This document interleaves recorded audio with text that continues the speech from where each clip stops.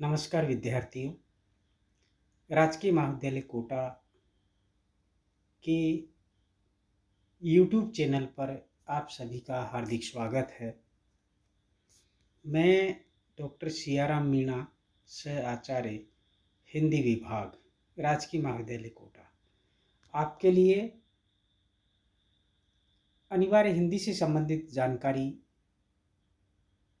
लेकर चर्चा के लिए उपस्थित हूँ।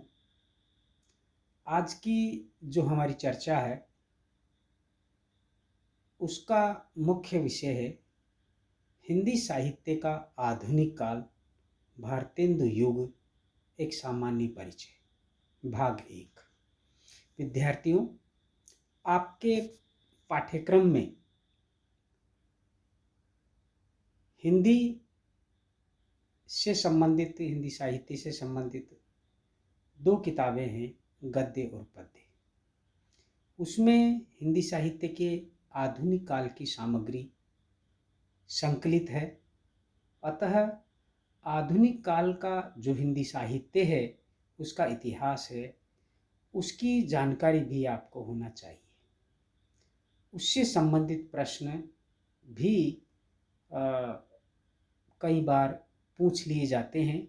इसलिए हिंदी साहित्य के आधुनिक काल के बारे में हम चर्चा कर रहे हैं। हिंदी साहित्य का आधुनिक काल, इस पर वैसे हम पूर्व में एक चर्चा कर चुके हैं।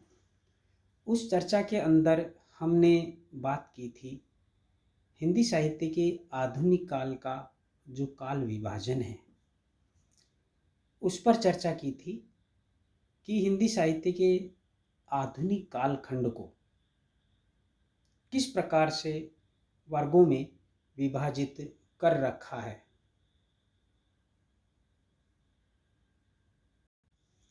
आज की हमारी इस चर्चा के अंदर हम हिंदी साहित्य के आधुनिक काल का जो पहला पड़ाव है, उस संदर्भ में हम बात करेंगे। और चूंकि आधुनिक काल का जो पहला पड़ाव है, पहला कालखंड है, वह एक महत्वपूर्ण कालखंड है। इस कालखंड के अंदर हिंदी साहित्य आमूल-चूल परिवर्तन करता है। अपनी प्रवृत्तियों में, लेखन की जो प्रवृत्तियां हैं उनमें परिवर्तन करता है। रीति काल को छोड़कर वो आधुनिकता में प्रवेश करता है और उस आधुनिकता के कई कारक, कई घटक, कई आयाम हैं।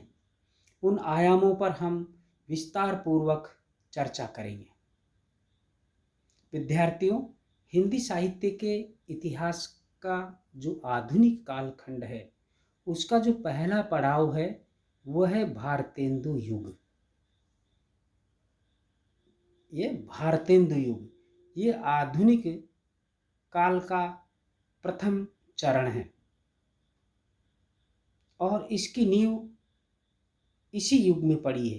हिंदी में आधुनिकता की जो नींव है वो भारतेंदु युग में ही रखी गई। सन 1857 ईस्वी की क्रांति के पश्चात संपूर्ण भारत में ब्रिटिश राज्य स्थापित होने के बाद राजनीति, समाज, संस्कृति आदि विभिन्न क्षेत्रों में एक नवीनता के दर्शन होने लगे। नवीन परिवर्तन दिखाई दे। इस परिवर्तन का प्रभाव साहित्य पर भी पड़ा। साहित्य पर पड़ना स्वाभाविक होता है, क्योंकि साहित्य तो समाज का दर्पण होता है। जो जो समाज में परिवर्तन होते हैं, साहित्य में उसकी प्रतिक्रिया दृष्टिगत होती है। भारतेंदु जी ने नई प्रवृत्तियों को रेखांकित किया। भारतेंदु हरिश्चंद्र ने इन नई प्रवृत्तियों को, साहित्य समाज में जो प्रवृत्तियां थी, नई प्रवृत्तियां जन्म ले रही थी सामाजिक राजनीतिक परिक्षेत्र में, उनको रेखांकित किया। जो सन 1868 ईस्वी में कवि वचन सुधा, यह भारतेंदु हरिश्चंद्र द्वारा संपादित एक महत्वपूर्ण पत्रिका है।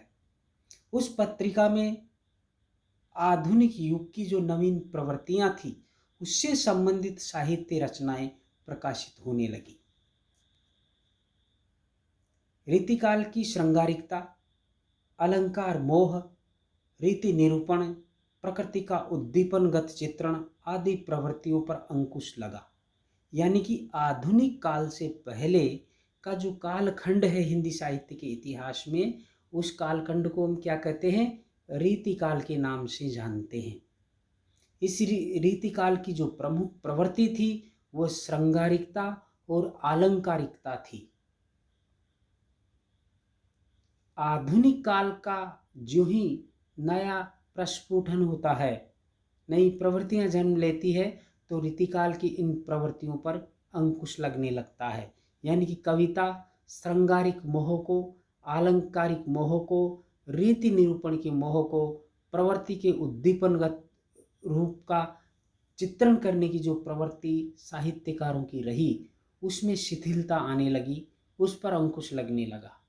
भक्ति और नीति से भी कवियों का लगाव कम हो गया।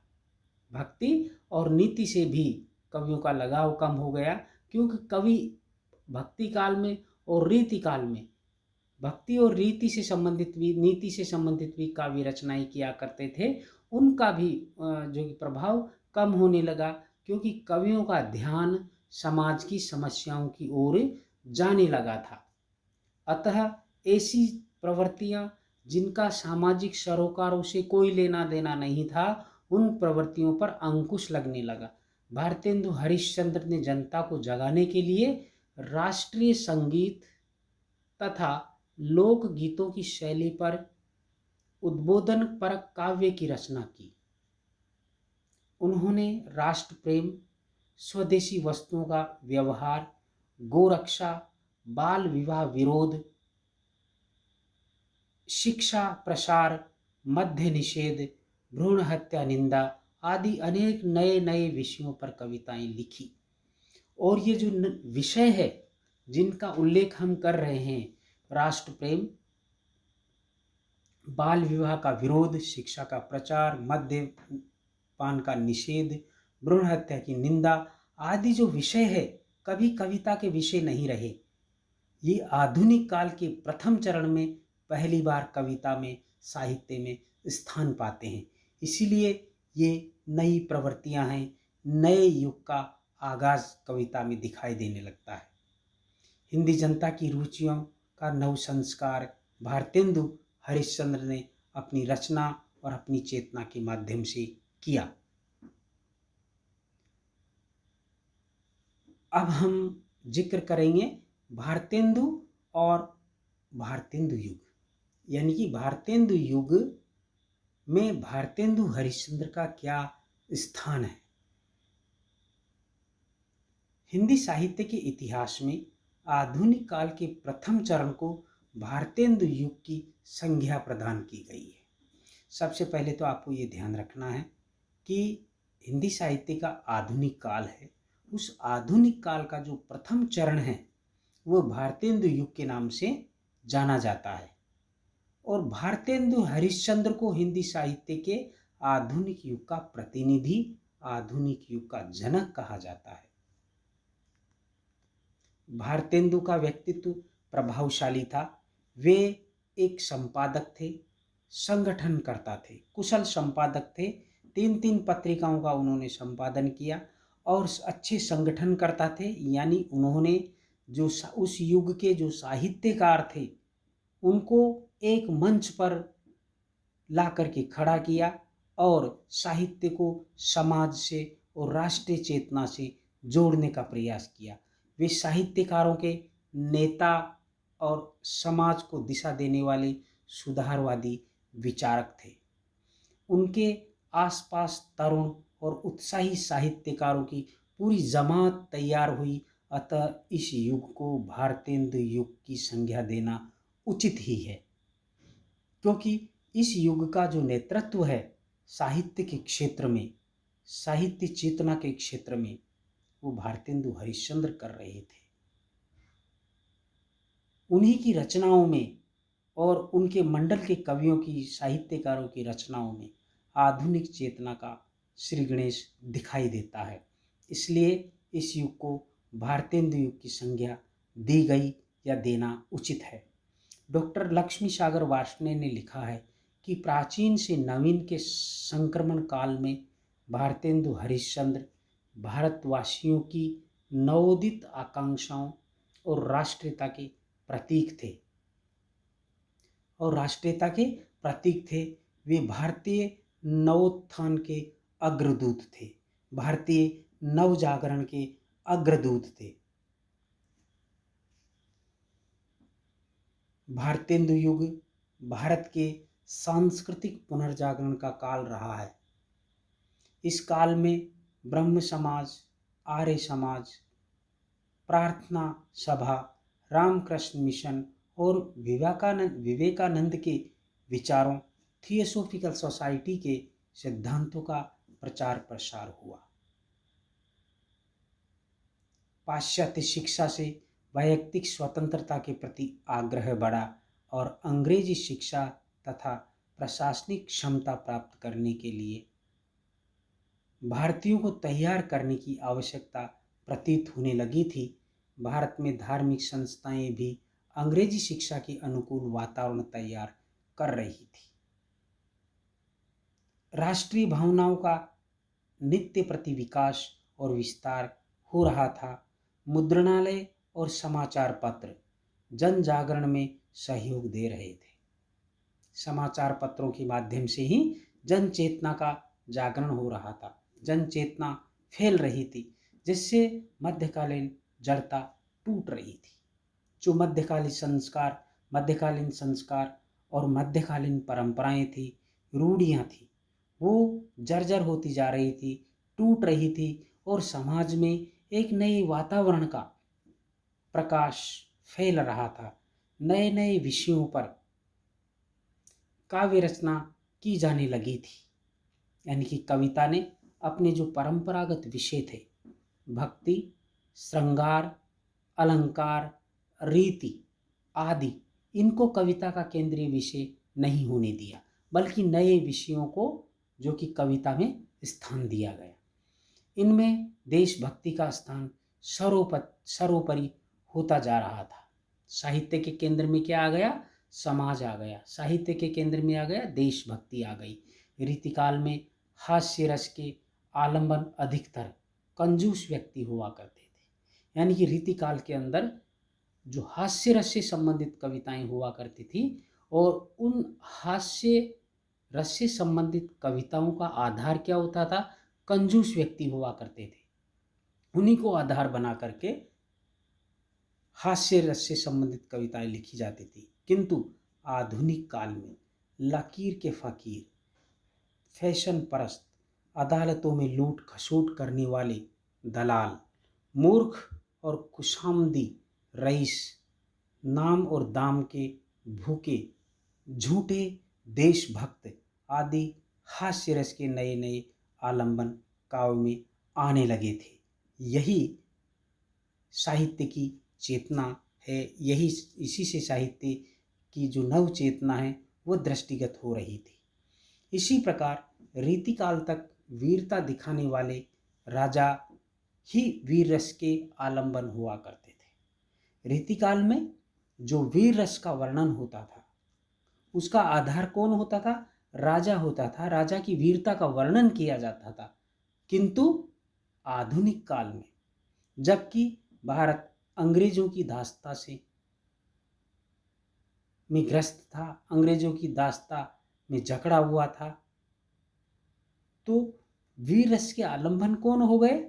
देश प्रेमी, जो देश के लिए त्याग और बलिदान कर रहे थे, वो अब देश के लिए मर मिटने वाले यथा